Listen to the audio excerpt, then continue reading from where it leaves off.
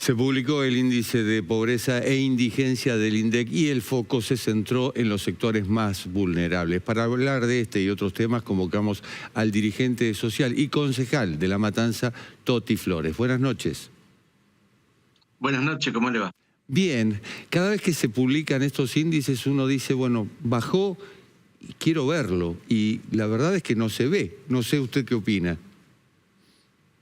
No, la verdad que no se ve, y menos en este momento. Siempre que se publican los índices, uno toma en cuenta cómo viene la situación, ¿no? Y en este momento es donde menos se ve que haya bajado la pobreza. Realmente no tiene ningún elemento, por lo menos donde yo vivo, en La Matanza, en La Ferrere, que conozco a los vecinos.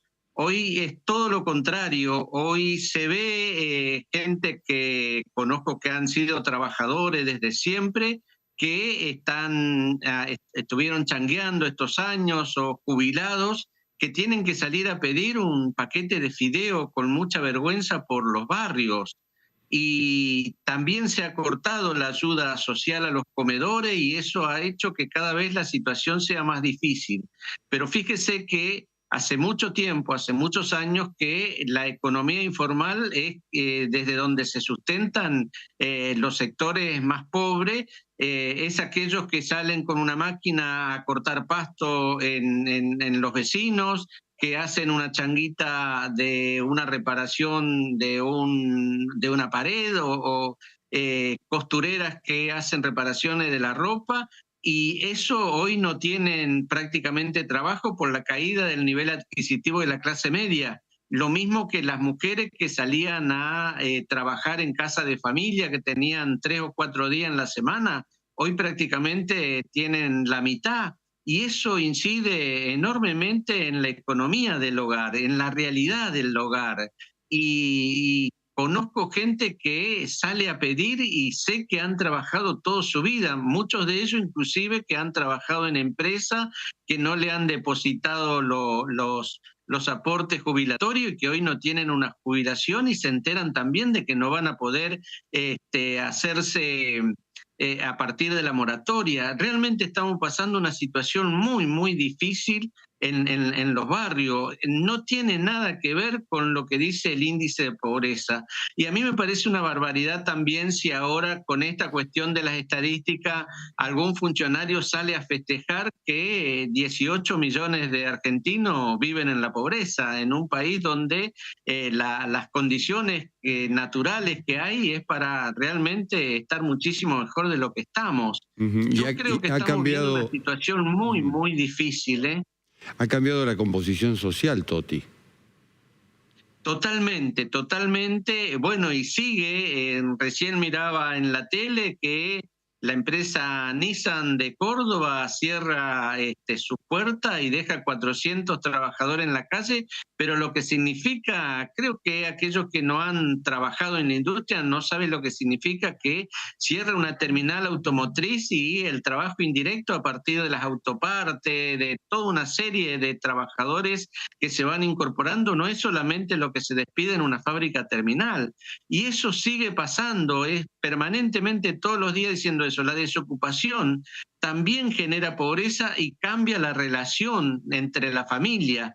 La desocupación no solamente es la pérdida del salario, sino que cambia las relaciones en la familia. Yo le decía, yo pasé la de los 90, y los 90 había cierto ahorro que teníamos los trabajadores, una máquina de soldar, qué sé lo, que salíamos a hacer changa. Ahora prácticamente eso ya no existe. También había esta clase media que generaba la posibilidad de solidaridad que se daba, y también desde el Estado, porque muchos me dicen que los planes sociales nacieron en el 2001 y en realidad fueron en los 90. Allá por el 95, después de las puebladas de Cutralcó y Jujuy, aparecen los planes Trabajar, que se llamaban así, y que nosotros desde el Movimiento de Trabajadores Desocupados de La Matanza lo rechazamos allá en el 97, digamos, y que nos dio una identidad en ese sentido. Discúlpeme, Toti, hablando de la familia, que usted mencionó, vamos a ver una placa de la pobreza infantil. Según el INDEC, la pobreza infantil, es decir, los menores de 0 a 14 años, en el segundo semestre de 2024 bajó al 51,9%, al 58,4% con respecto al año anterior. Esta diferencia entre índice de pobreza e índice de pobreza infantil, ¿cómo se explica? No, yo creo que yo la verdad que ya no veo las estadísticas, sino que tengo la percepción. Cada vez hay menos trabajo para los jóvenes porque en general no compiten en el mercado. El tema de la desocupación y el trabajo no lo arregla el mercado porque cuando hay mucha desocupación las exigencias son mayores y por ejemplo una empresa que tiene todo el derecho a hacerlo te pide joven con experiencia, pero ¿dónde hace la experiencia?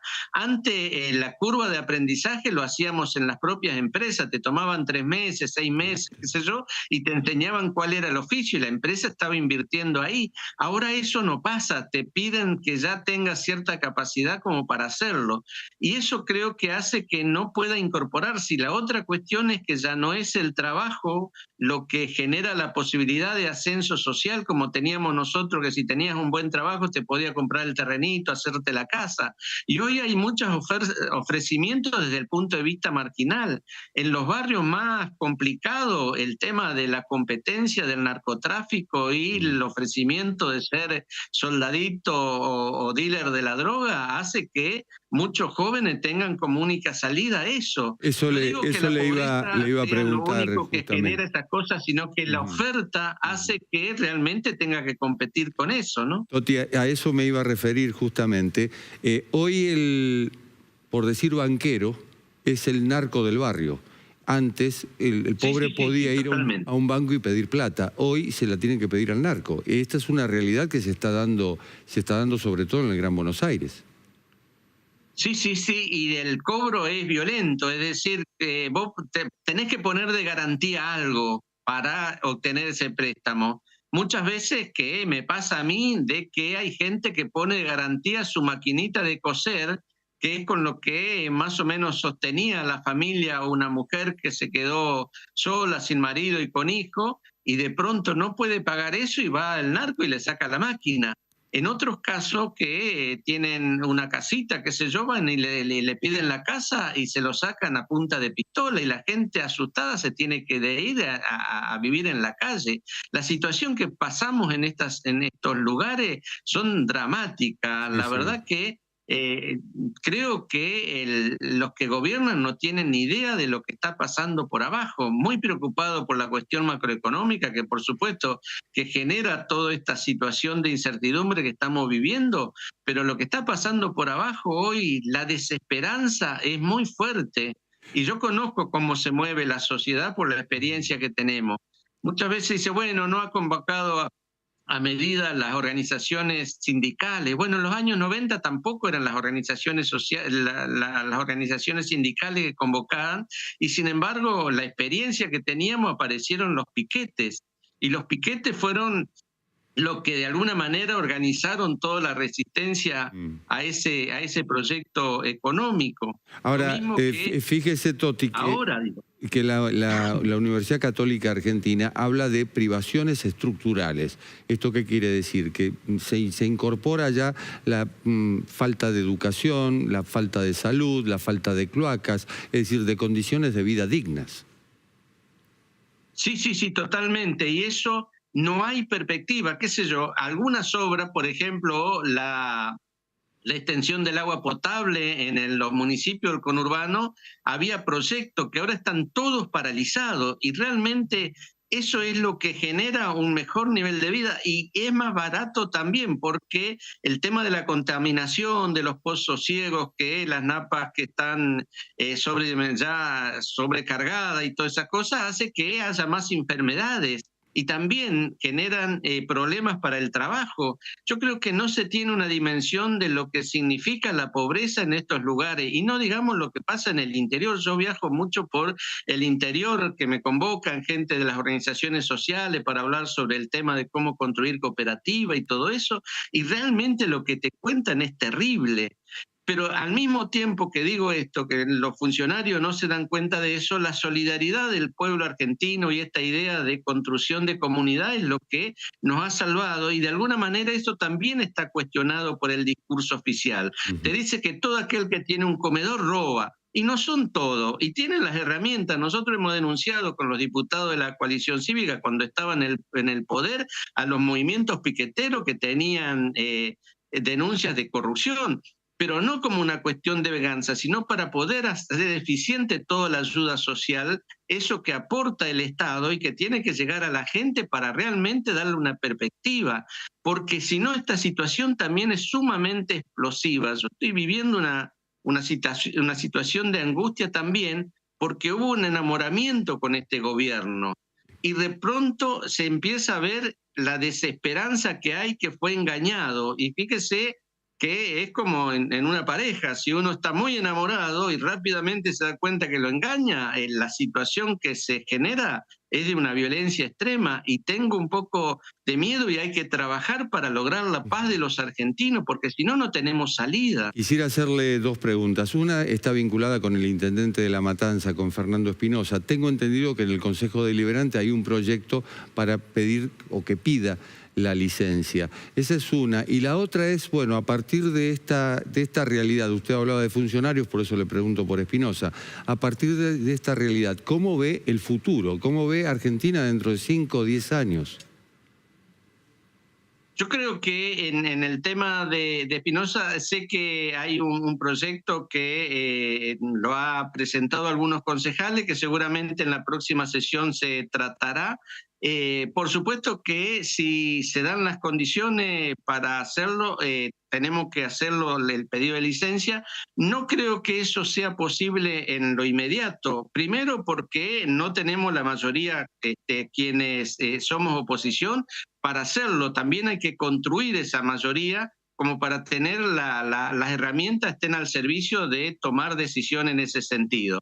Y la otra cuestión, a mí me parece que en el tema personal es muy importante que la justicia se expida, como pasó el caso del gobernador de Tucumán, digo, como para que también no sea utilizada una cuestión muy personal para la venganza política. En eso yo soy cuidadoso de no caranchear con esas cosas que son muy caros para la familia.